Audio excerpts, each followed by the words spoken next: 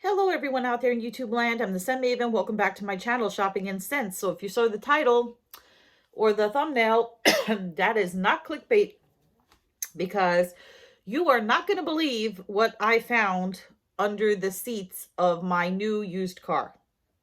So it's been a journey. It's been a journey.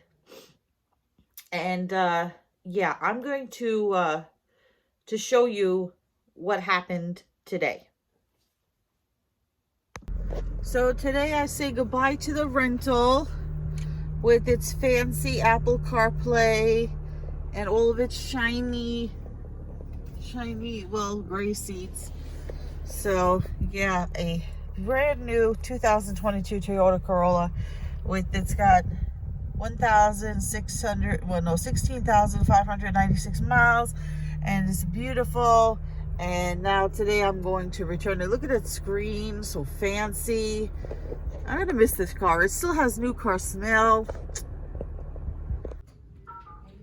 Returning the car. So I went back to the car dealership and they told me that the general manager would take care of the key fob situation. So in the meantime, I've been looking for a locksmith / hardware store to make a copy of the only key that I do have. So there was one around the corner from the car salesman. I went there, they didn't have the key. And so now I was driving towards AutoZone to see if I can get some seat covers for these light colored beige seats that are gonna get filthy. And I passed by this locksmith, and he looks like he's got a lot of keys, but he's got a sign in the window that says will return at 11:11, and it's a couple of minutes after, and I don't know where he is. See, it says will return at 11.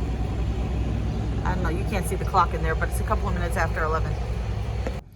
So I waited 5 minutes after 11, and the guy came back. He was carrying his lunch, I guess, although it's kind of early for lunch. 11 o'clock in the morning. Anyway, maybe it was breakfast. So surprise, surprise, he doesn't have the key either. And he showed me the spot on the rack where it was empty. So it also says that they do remotes, you know, the clicker things, the key fobs. I said, you do that? He said, yeah. I said, you program it to the car? He says, yes. I said, how much does that cost? He says, oh, no, that's not me. That's my brother, or my brother-in-law, whatever. You call back in a week or something, and we give you the price.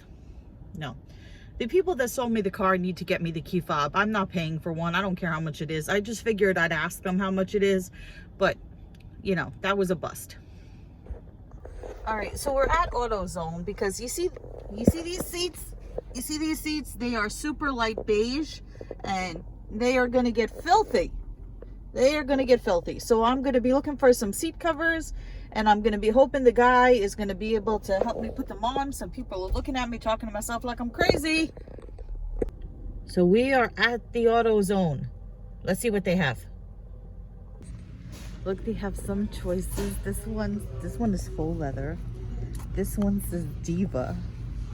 We have some leopard print that'll get dirty. We have hibiscus, and we have butterfly. That's cute. Oh, you can get American Sniper. Lots of choices. Oh, look. Red. Red will match the inside of my car. Expensive. This Diva one here, look, it includes 2 seat covers, a steering wheel cover, and a pair of dice. Yikes. Okay. So I got these stay dry, water resistant, neoprene, universal seat covers that go on all seats in the car. $71.99. But then if you bought individual ones, they were like $30 a piece. So AutoZone wouldn't put them on because they say they're not allowed to go in the car, but yet they change batteries and they say, well, that's the outside of the car. So I'm asked my mechanic if he would please put them on for me. And I said, well, how much are you going to charge me? And he says, well, it depends on how long it takes us to put them on. So we'll see what's going on with that. And then I noticed the car's got damage to it on the inside. I'll show it to you later. All right, so we're putting the car seat covers on, and then the mechanic took off the seats, and look at the dirt, and it's just all filthy. Disgusting. Filthy. Disgusting. All this is all stuck. Dirty up here. That's what it looks like. Nobody ever vacuumed the whole car rods. We're trying to clean it out the best we can, but this is really a mess. Well, my mechanic gave up on putting the car seats on. He put them on halfway. He got on the passenger seat and part of the back seat, but then he just gave up and he said, I'm going to lunch. So I called the car dealership and I asked them if their guy could put it on, and they said they'd try. I'm going to show them video that you just saw of all the dirt and crap underneath the seats. I didn't realize how dirty the car was. And yeah, then my mechanic, who I've known for forever, I call him for everything. He's going out of business. He said he's had it with the disrespect from his mechanics, like this guy who just, you know, did half a job and left.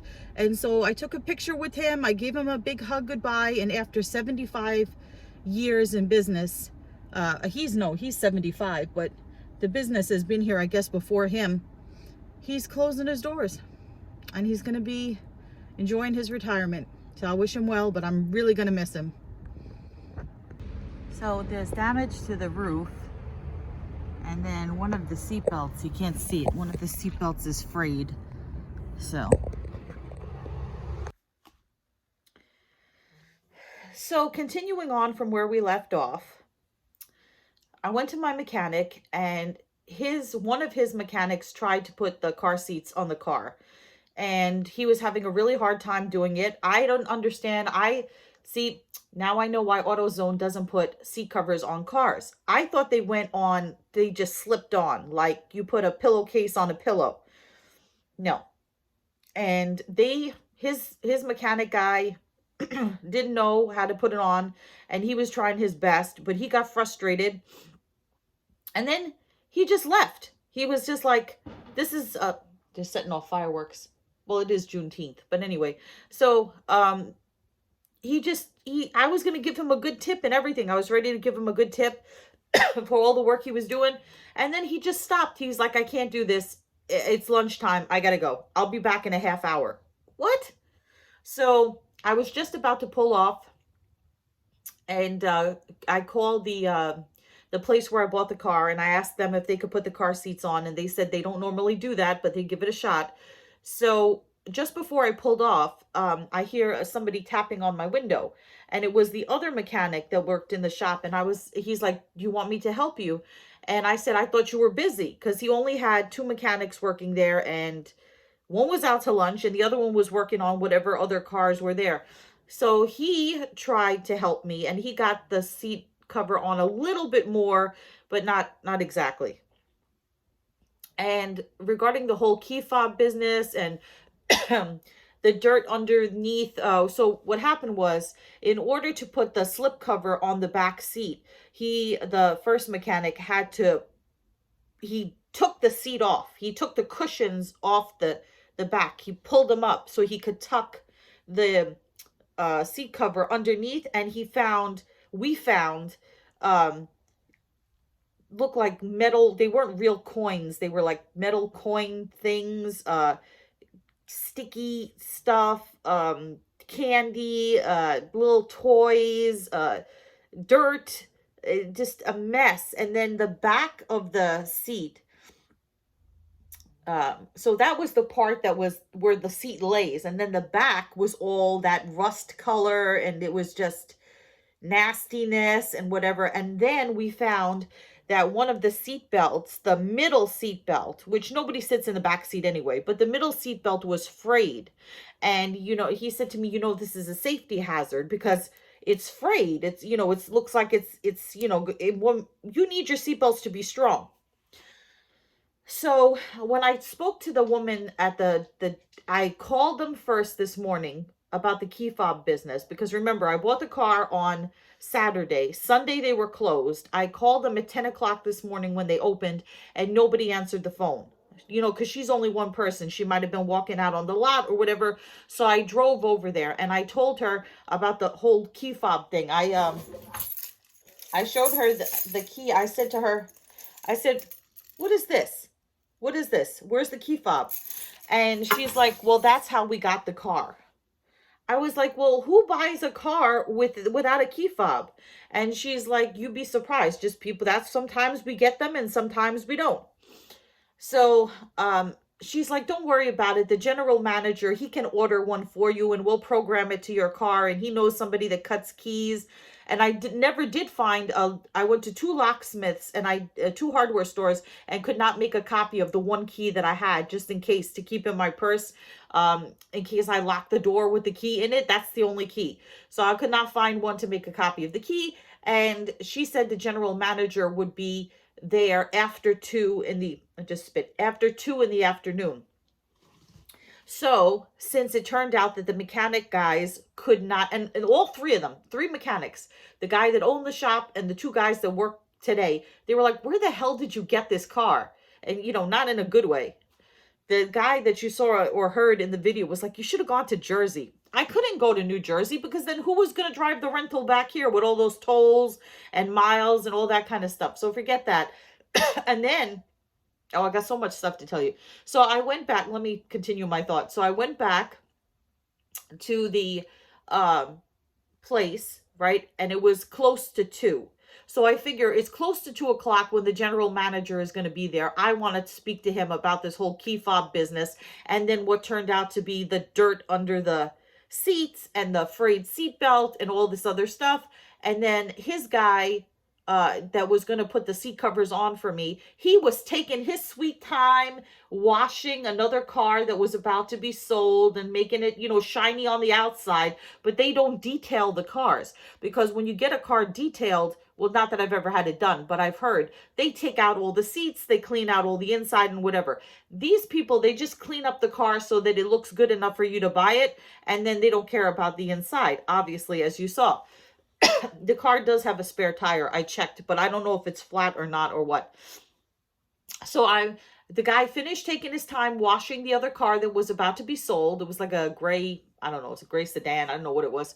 Maybe it was a Nissan Altima, Maxima, no idea. So then he came over and he put the seat covers on. They still look half-assed, you know, they still look lumpy, like not perfect, but they're on there. And they are neoprene, so they are supposed to be stain resistant, water resistant, and whatever, which is what I wanted.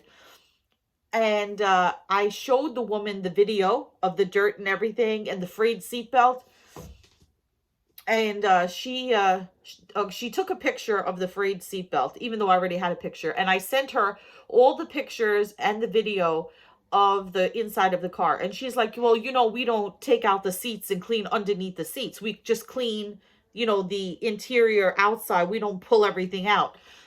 And then that mark that's on the roof, because I was like on the inside roof. I was driving in the car and then I just turned around and I looked up because I was, you know, looking behind me at the seat covers and stuff. I was like, what the hell is that? Right? It looked like the top of the car, the inside looked like it had been melted, or I don't know what that was. So I asked the mechanic, my mechanic, the first guy that tried to put the seat covers on, and he said something must have been rubbing against that. I'm like, what could be, what person could be that tall? What could have been rubbing against the roof like that? And then the woman at the car dealership, she was like, they must have put tape up there. Why would they put tape up there?